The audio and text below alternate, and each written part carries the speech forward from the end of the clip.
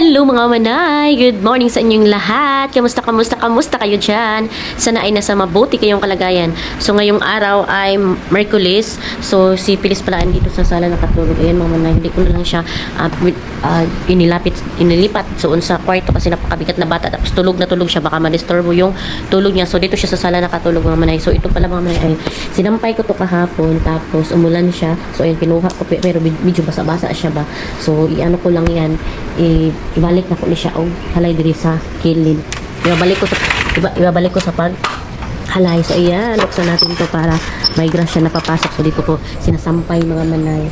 Tapos buksan natin tong sliding window at saka itong Korean curtain ko para papasok yung grasya natin at saka maliwanag yung bahay. So mamaya ko lang yan isampay mga manay. Napakadilim dito, pasensya kayo. So ayan, si Pilis ay tulog pa. Nakapagsaing na pala ako ng rice mga manay kanina. Hindi na ako nagpakita sa inyo. So natin, si Pilis ay tulog pa. Sana ay okay na sila mga manay kasi si Pilis at si Ate Fiana ay mayroong mga manay, sipon. Usok kasi yan dito ngayon. Lug pa, ubos sipon. Tapos sila natin mga bata.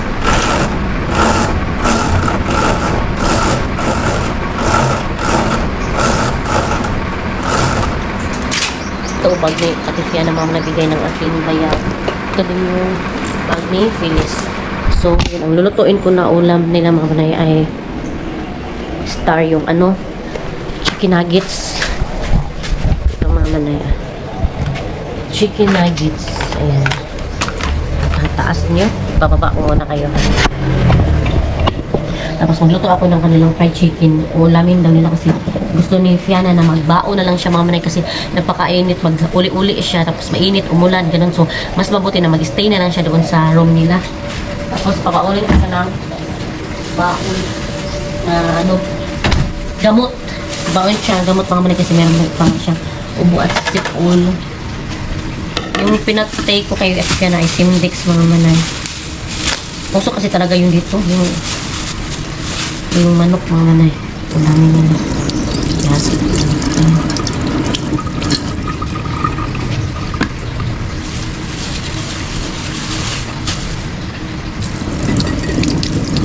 Kasi kunti lang kumain ng ulam, kaya kuntiin na lang ko na lang. Meron akong dalawang baonan, yung malaki at saka maliit.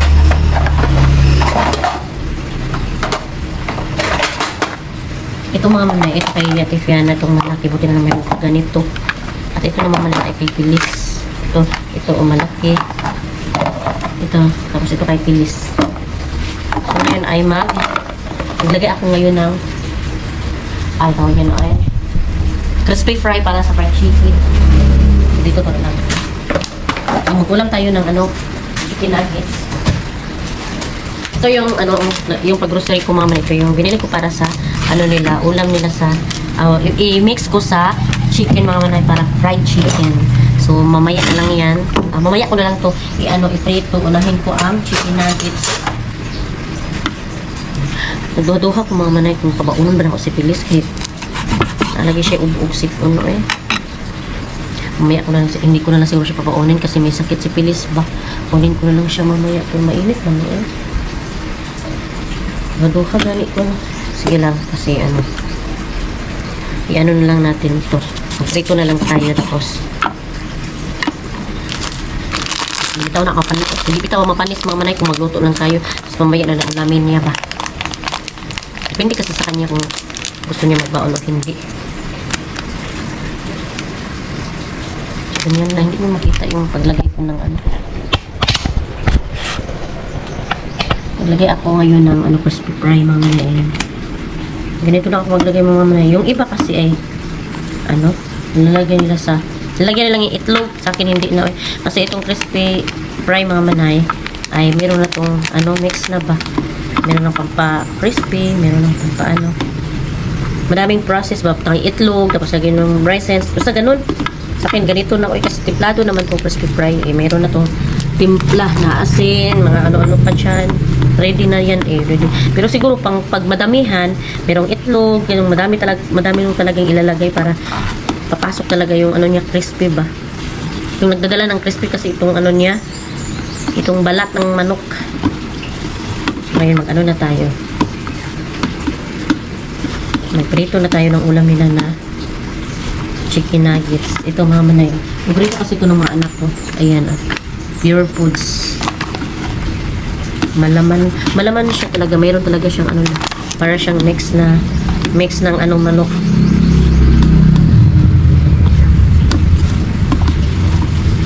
So, mamaya ko na lang to i-prito. Unahin ko itong chicken nuggets.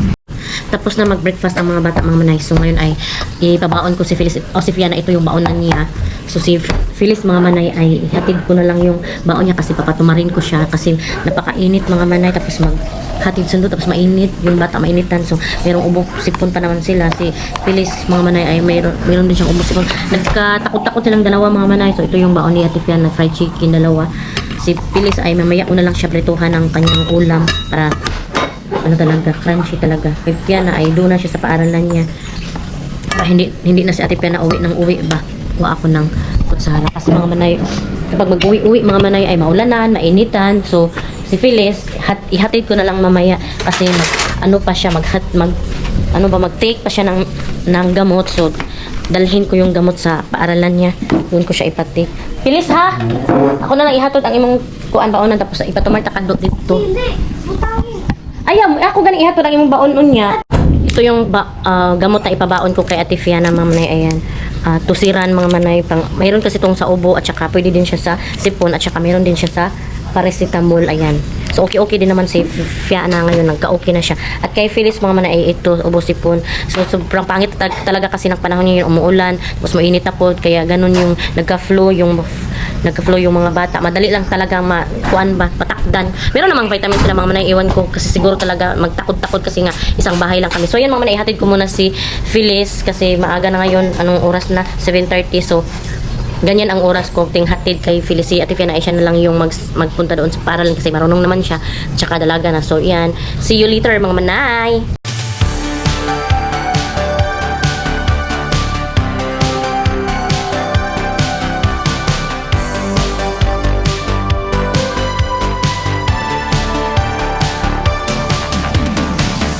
So, wala na dito ang mga bata, mga manay. Tapos kanina kinuha ko na tong mga damit kasi tutupiin ko na to. Tapos yung mga basa na damit, mga manay, ay andito na sa labas. Ayan. So, ang panahon ngayon ay mainit. Ayan, mga manay. Tapos meron din akong sinampay doon sa kilid. Sana ay matuyo yun. Matuyo naman siguro kasi mainit naman dito, mga manay. Ayan, dito. Ayan. Ito uniform ni Ate Fiana. Nasok na dito, mga manay. Ayan. Matuyo naman siguro ni siya kay sobrang init dito, mga manay. Tapos ngayon ang gagawin ko ay hindi muna ako magtupi, magprito muna ako ng manok kasi, mga manay, ihatid ko kay Phyllis kasi maghatid na lang ako, mga manay. Hindi ko na lang siya kukunin kasi yung panahon nga mainit tapos uulan bigla. So yan ang cause kaya magkakasakit yung mga bata or kaya yung mga tao na mahina yung resistensya. Narinig ko na yung fried chicken kasi kanina din, mga manay, fried chicken din yung ulam ni Ate Fiana na binaon. Pagkatapos nito ay maligo na ako paghatid kasi it's already 10:30 na ng umaga. Super ako busy ako, mga manay, kanina. Hindi na lang ako nag-video na nagkuha ng mga damit kasi nanood pa ako ng Netflix din, mga manay. So pagkatapos kong mag-map tapos nanguha ng mga damit, yun, nanood ako ng Netflix. Tapos mamaya magtupi ako ng damit. So, ayan, prituhin na natin to. Ayan, oh. Ito yung baon ni Phyllis fried chicken. Ilagay ko sa kanyang baonan na maliit lang kasi yung baonan ni Phyllis, mga manay, na-ready ko na. Ito. Kasi hindi naman yun masyadong madami kakain. Tsaka si Phyllis, mga manay, hindi naman siya malaris na bata. Tama lang yung katawan niya. Hindi siya mataba, hindi din payat. So, ilagay ko kayo dito sa kilid. Iwan ko ba, daming nag-ana-admit ngayon, mga manay, dahil sa panahon na sobrang init talaga. Yan, pinataas ko yung camera, mga manay. Nakurat ko kaya ang bike na tumba. Dito kasi yung bike niya.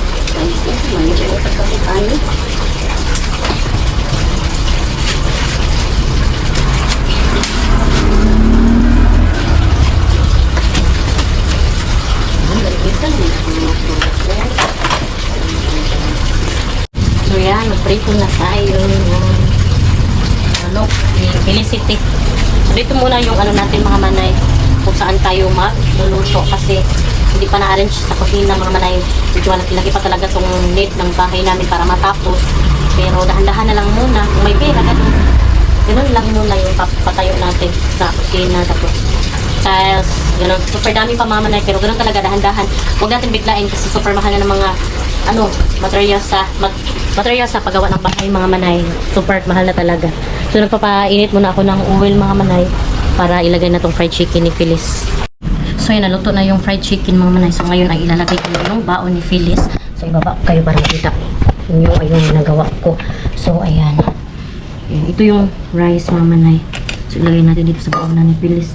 Kunti lang kasi si Phyllis magkain. Kapag sobrahin mo, sayang lang yung prepare mo na pagkain. Hindi maubos. Kaya tama-tama lang talaga yung tama lang sa kanya yung pagkain. Kasi kapag madami, masayang lang. So ayan, lagay natin ito.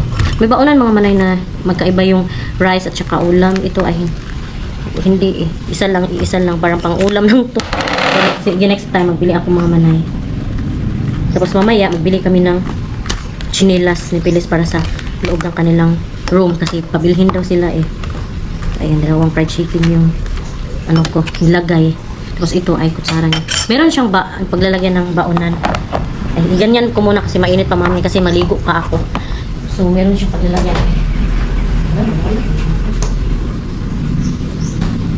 Ito ko ilagay, mga manay, yung baonan niya. Tapos, maglagay din ako dito ng prutas.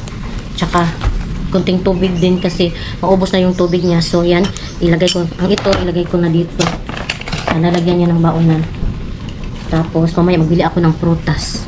Tapos ito ay hugasin na natin. Tapos mamaya ay takpan na natin to kasi mainit pa. So ngayon maligo muna ako. Tapos pagkatapos ay punta na tayo doon sa paaralan niya. Tapos isama ko kayo.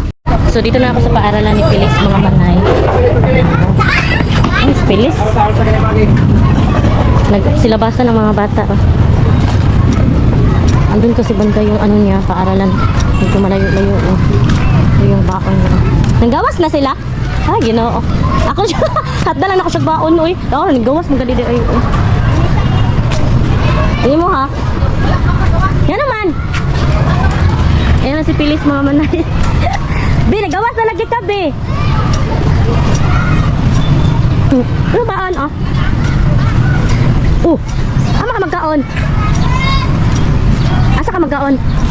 Oh, please, oh. Asa ka magbaon? Asa pa tumuron patakag tambal bin, abay mo tambal dira. So ayan na si Phyllis, mga manay. Ano ka magkaon dapit be? Ha? Asa ka magkaon ba? Nahiya sa video si Phyllis, mga manay. Debe ka pa tumuron patakag tambal be. Bilis. Ayun, please wait mo, Phyllis. Maka magkaon dapit. Ha? Sa room mo? Man. Adra Haman. Adra. Ato na tata. Kay magkuhan pa ko sa imuhang ipatumar patakag tambal. Ayun, mga classmate ni Phyllis. Hi! Mga classmate ni Phyllis, mga manay. Hi! Awan mo kaon. Hello. Ito yung mga kasamahan ni Phyllis, mga manay. Mga classmate niya. Kaya ako taka ipakuan. Magulit na akong orange. Sige, nirabasit ka ng malit na ka. Hindi ako nakabili ng orange ni Phyllis, mga manay. Kasi hindi ako nakapalit ng orange kasi baka nang labas na siya ba. Tapos dali-dali ko. Tapos 11:30 na. Ano magkaon? Ito yung paaralan ni Phyllis, mga manay. Napakalawak o napakalaki. Yung mga classmate niya. Gabriel naman na nimo, manghulog na. May kumakain din dito. Asa mo dapat mo kaon? Apo dari mga bata. Hello. Sa grado ninyo? Ganito mo. Asa man mo? Adre pod mo? Adre dahil sila mga on dahil. Ay, Phyllis. Sige, patumarog ka na kulit. O, dali po daw sila mag-ingkot. Makapili ko. Phyllis. Yung bangko, be. Be, magtumar na sa kagtambal. Ha? Kaya mahawa naman na yung gopar makita. Para makakauna mo. Nagkaon na po. Pwede naman. Nagdala kong tubig ni mo, be. Ano yung tubig? Bibili ni mo? Yan kita nagdala kong tubig ni mo. Paano mo, ter? Uy, dili mag-story demonyo. Bisa demonyo. Uy, mo pag yun anak manang mag-storyaan. Oo. Ano yun anak man na siya? Dili mag-story anak kay Bad.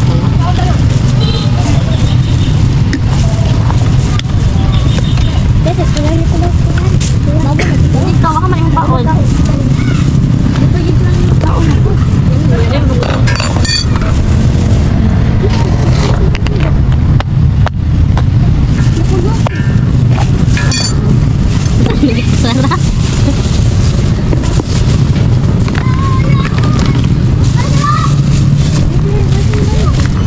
Dili mag-istorya bukas. Dili mag-away-away. Dapat mag-friend. Balik ko sa... Balik ko sa... Wait lang.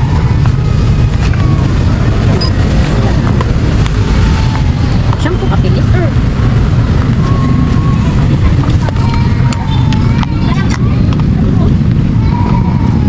Ay, pito na ko na. Kauntarang ka. Bye! Uy, maritis. Lagan sa kisa dari mga manay. Ah, pilis, okay, pilis. Nahiya pa sa pilis mga manay. Yung tubig, pi. Arabi ha. Okay na ka ha. O, di mo mag-away ha. Mag-away. Classmate mo? Mag-friend. Bye! Bye-bye mga langga. Bye-bye. Bye-bye. So, ayan, iwan ko na sila mga manay. So, first time ko magbisita kapilis na magbaon siya. Dito siya kumakain. So, ayan, uwi na ako. Kasi may gagawin pa ako mga manay. Magtupi pa tayo ng mga damit.